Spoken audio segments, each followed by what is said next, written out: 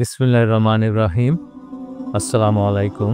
মহাবিশ্বের স্রষ্টা অনন্ত অসীম পরম দয়ালু আল্লাহ তাআলা এই পৃথিবী সৃষ্টি করিতে মানুষ পাঠিয়েছেন যুগে যুগে, আর এই মানুষকে সঠিক পথ দেখানোর জন্য তিনি নবী ও রাসূল পাঠিয়েছিলেন। প্রথম মানব হযরত আদম আলাইহিস সালামকে প্রথম নবী হিসেবে পাঠিয়েছেন তার সন্তানদের হেদায়েতের জন্য, সঠিক পথে ডাকার জন্য। এভাবে হযরত আদম আলাইহিস সালাম থেকে প্রিয় নবীজি হযরত মুহাম্মদ সাল্লাল্লাহু আলাইহি সাল্লাম পর্যন্ত ৩১৫ জন রাসূল সহ মোট ১,২৪,০০০ বা ২,২৪,০০০ পয়গম্বর এসেছিলেন। আর বহু নবীর নিকট আল্লাহ তাআলা পুস্তিকা দান করেছেন এবং প্রত্যেক রাসূলকে দেন পৃথক পৃথক জীবন বিধান। এদের মধ্যে ৪ জন নবী বিখ্যাত নবী, তাদের কাছে এসেছে ৪টি আসমানি কিতাব, যেমন হযরত মূসা আলাইহিস সালামের কাছে নাজিল হয়েছে তাওরাত, দাউদ আলাইহিস সালামের পর জবুর, হযরত ঈসা আলাইহিস সালামের উপর ইনজিল এবং শেষ নবী হযরত মুহাম্মদ সাল্লাল্লাহু আলাইহি সাল্লামের উপর নাজিল হয়েছে আল কোরআন। এই ৪ জন রসুলের প্রথম ৩ জন কিন্তু বনি ইসরাইলের নবী এবং তাদের উপর নাজিলকৃত কিতাবসমূহ একবারই নাজিল হয়েছে। অর্থাৎ হযরত মূসা আলাইহিস সালামের উপর তাওরাত কিতাবটি নাজিল হয়েছে একসাথে, দাউদ আলাইহিস সালামের উপর জবুর কিতাবটি নাজিল হয়েছে একসাথে এবং ঈসা আলাইহিস সালামের ইনজিল কিতাবটি নাজিল হয়েছে একসাথে। অপরদিকে শেষ নবী হযরত মুহাম্মদ সাল্লাল্লাহু আলাইহি সাল্লামের উপর কোরআন নাজিল হয়েছে 23 বছর যাবৎ, ধাপে ধাপে মানুষের বিভিন্ন চাহিদার পরিপ্রেক্ষিতে খণ্ডাকারে।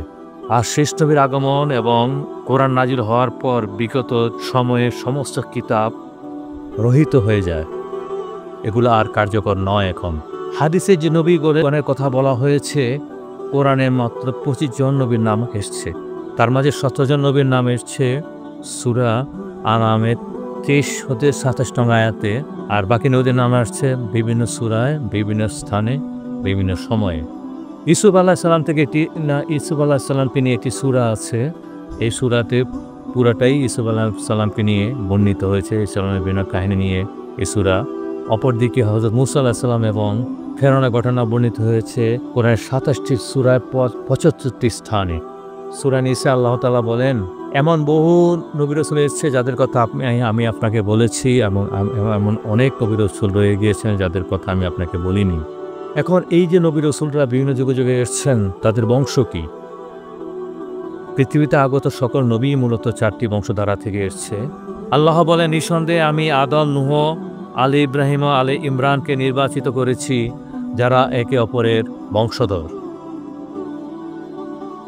এই যে আলী ইব্রাহিম বলতে ইসমাইল ও ইসাক আলাইহিস সালামের বংশ, এবং আলী ইমরান বলতে মূসা ও তার বংশধরদেরকে বোঝানো হয়েছে। হযরত ইব্রাহিম আলাইহিস সালামের পুত্র ইসাক আলাইহিস সালামের তনয় ইয়াকুবের অপর নাম হলো ইসরাইল।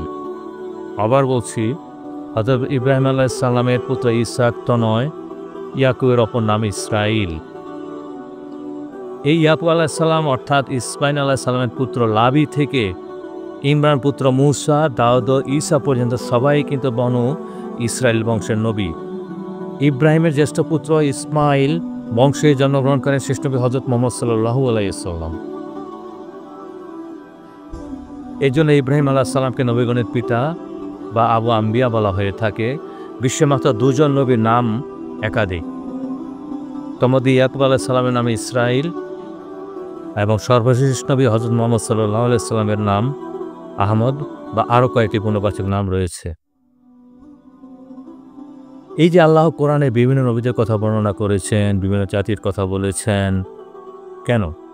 আল্লাহ নিজেই বলেন, আমরা পয়গম্বরদের এসব কাহিনী আপনার কাছে বর্ণনা করি, যা দ্বারা আমরা আপনার অন্তরকে দৃঢ় করি। এমগের মধ্যে এসছে আপনার নিকট সত্য উপদেশ ও স্মরণীয় বস্তুসমূহ, যাতে আল্লাহ রসুল নবুয়তের গুরু দায়িত্ব বহন করতে গিয়ে উনি যে কোনো ত্যাগ স্বীকার করতে পারেন এবং ওনার উম্মত এ থেকে শিক্ষা গ্রহণ করতে পারে। এখন কোরআনে বর্ণিত 25 জন নবী কারা? কোরআনে বর্ণিত 25 জন নবী হলেন আদম, নূহ, ইদ্রিস, হুদ, সালেহ, ইব্রাহিম, লূত, ইসমাইল, ইসহাক, ইয়াকুব, ইউসুফ, আয়ুব, শুআয়ব, মূসা, হারুন, ইউনুস, দাউদ, সুলাইমান, ইলিয়াস, আলিয়াসা, জুলকিফল, জাকারিয়া, ইয়াহিয়া, ঈসা আলাইসাল্লাম ও মুহাম্মদ সাল্লাল্লাহু আলাইহি সাল্লাম।